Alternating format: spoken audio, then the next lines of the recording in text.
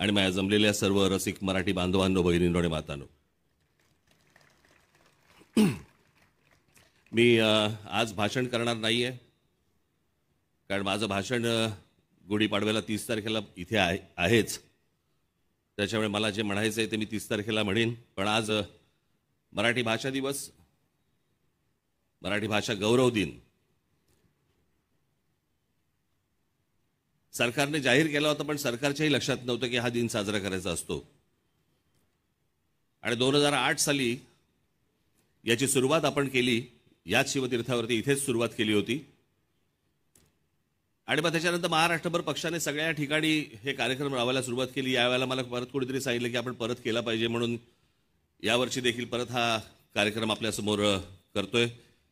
सर्व लोक इथे मराठी भाषेच्या प्रेमाखातर इकडे आज आलेले आहेत. आज आशाताई आल्या आहेत, त्यांना बरं नसताना देखील त्या आज आल्या आहेत.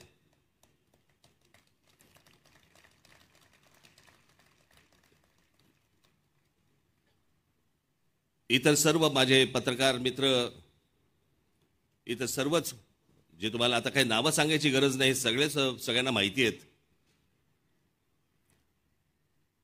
पण यातला सगळ्यात महत्त्वाचं खास करून मी एक गोष्ट तुम्हाला आपल्याला निश्चित सांगेन की इथे सगळ्यांना एक प्रश्नचिन्ह पडलं असेल. हे सर्वजण मराठी कविता म्हणणार आहेत आज तुमच्यासमोर, आणि तुम्हाला सगळ्यांना प्रश्न पडला असेल की जावेद अख्तर साहेब काय करणार आहेत. मी तुम्हाला मुद्दा म्हणून सांगतो, मी त्यांना बोलवण्याचं सगळ्यात महत्त्वाचं कारण ते म्हणजे भाषा, मातृभाषा, राज्यभाषा आणि भाषा या विषयावरचं मी त्यांचं एक भाषण एकदा त्यांचं ऐकलं होतं.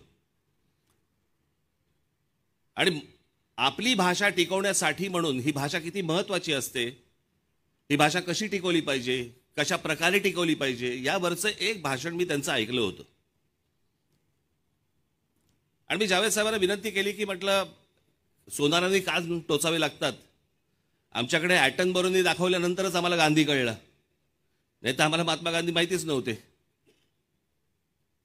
आम्हाला माहिती होते, पण या सगळ्या याच्यामध्ये बाहेरून कोणीतरी दुसऱ्या माणसाने येऊन जर आपले समजा कान टोचले तर ते जास्ती लक्षात राहतं. आणि ही मराठी भाषा, ही अभिजात भाषा, ही कशा प्रकारे टिकवली पाहिजे, मराठी माणसं, मराठी साहित्यिक, मराठी प्रेमी सगळे अनेक जण सांगत आले, परंतु एक बाहेरचा माणूस येऊन, बाहेरच्या दुसरी भाषा बोलणारा एक माणूस येऊन आपल्याला सांगतो, आणि तो ही जावेद अख्तर साहेबांसारखा माणूस. मला असं वाटतं की त्यांनी येऊन ही गोष्ट आपल्याला आज ते सांगणार आहेत. आणि ती सगळ्यात महत्त्वाची गोष्ट आहे. आशाताईंचा मला फोन आला, मला म्हणाल्या, फार सुंदर वाक्य बोलल्या त्या, सहज बोलता बोलता मला म्हणाल्या की इतक्या मोठ्या राज, मला तुम्ही इतकं अडचणीत टाकलंय की इतक्या मोठ्या बागेतून एखादं फूल कसं वेचायचं, कसं निवडायचं. मला इतक्या कविता माहिती आहेत, इतकी गाणी गायलीत मी आजपर्यंत, की याच्यानंतर म्हणे मी एखादी कविता कशी काय म्हणायची, काय करायचं. म्हटलं तुम्ही तिथे या तर. आज इथे अनेक जण, जसे अभिजात जोशी, जसे आज इथे मराठी प्रेमासाठी म्हणून आज अमेरिकेतनं आलेत. ते सोनालीजी इथे आल्या, त्या हैदराबादमध्ये होत्या, त्या आज तिथून तिथे आल्यात त्यांचं काम असताना. अनेक लोक या फक्त मराठीच्या प्रेमाखातर इकडे आलेत. आणि आपले संपादक आहेत इथे, विजय दर्डा साहेब आहेत, त्याच्यानंतर तुमचे राजू खांडेकर आहेत, पराग करंदीकर साहेब आहेत,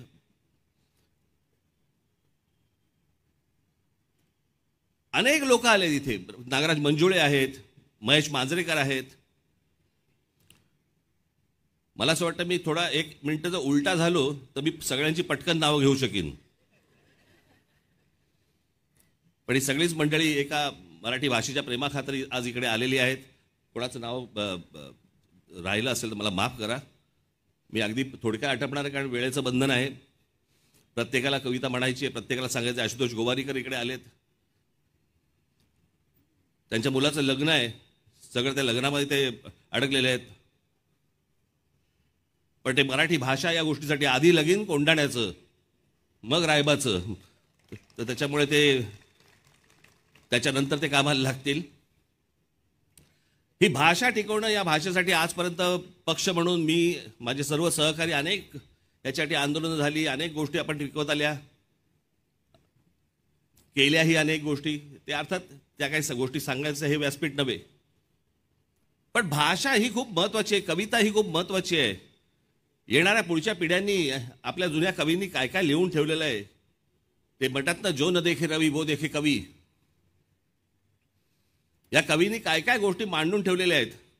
आज काळानुरूप अनेक गोष्टी बदलत आहेत, भाषा बदलते, कविता बदलते. मी मध्यंतरी ऐकलं कोणाकडनं तरी की लहानपणीची आपली लहान मुलांची कविता होती, चिवताई चिवताई दार उघड. आठवतं ना? ती बदलली आता. असं म्हणतात की कावळा येतो, म्हणतो चिवताई चिवताई दार उघड. आतून चिवताई म्हणते आज नको, हे घरी येत.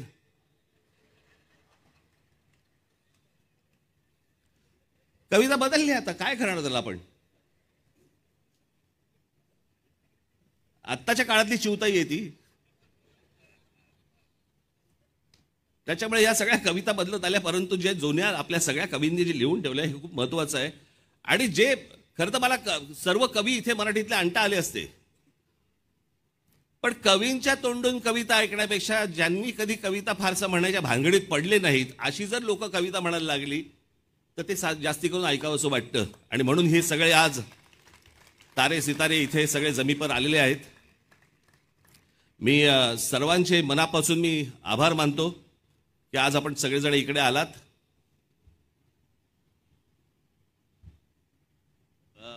कोण कोण राहिलेत आता? अशोक सराफ साहेब राहिले माझे, त्यांना पद्मश्री मिळाली आहे. डायलॉग खूप बोललेत, कविता पहिल्यांदा म्हणणार आहेत.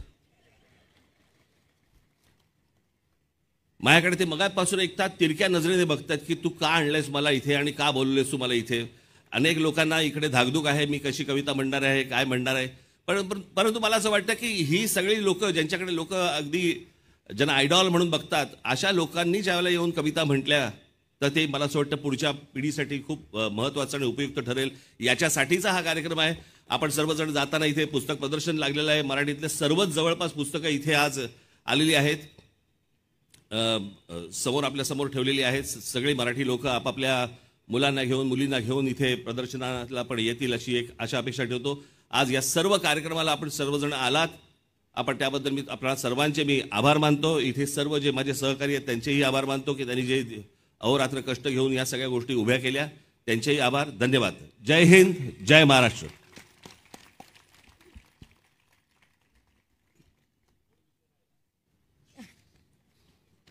मूळ विषय राहिला.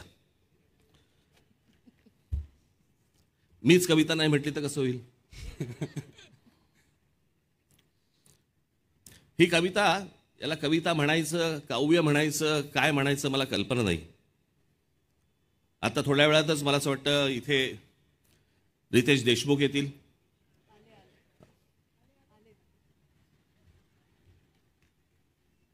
वेषांतर करून आलेले आहेत, ते शिवाजी महाराजांची भूमिका करत आहेत. थोड्या वेळात इथे विकी कौशल येतील.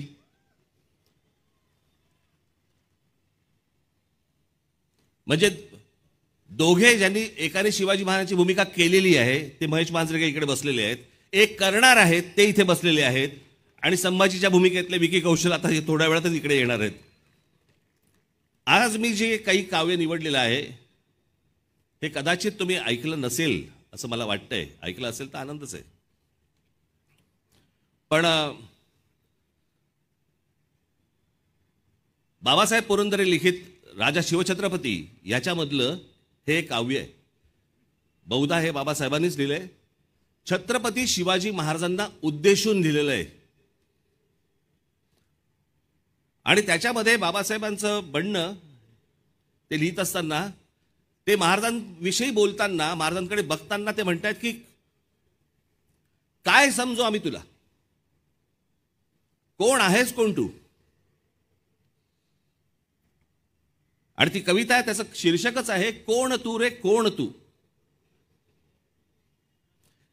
मी आपल्यासमोर सादर करतो की कोण तू रे कोण तू, कालिकेचे खडग तू की इंदिरेचे पद्म तू, जानकीचे अश्रू तू की उकळता लाव्हाच तू, खांडवातील आग तू की तांडवातील त्वेष तू, वाल्मिकीचा श्लोक तू की मंत्र गायत्रीच तू, भगीरथाचा पुत्र तू की रघुकुलाचे छत्र तू, मोहिनीची युक्ती तू की नंदिनीची शक्ती तू, अर्जुनाचा नेम तू की गोकुळींचे प्रेम तू, कौटिलाची आण तू की राघवांचा बाण तू, वैदिकाचा घोष तू की नीतीचा उद्घोष तू, शारदेचा शब्द तू की हिमगिरी निशब्द तू, की सतीचे वाण तू व मृत्यूला आव्हान तू, शंकराचा नेत्र तू की भैरवाचे अस्त्र तू, की ध्वजाचा रंग तू वा बुद्धीचा श्रंग तू, कर्मयोगी ज्ञान तू की ज्ञानियाचे ध्यान तू, चंडिकेचा क्रोध तू की गौतमाचा बोध तू, तापसीचा वेश तू की अग्नीचा आवेश तू,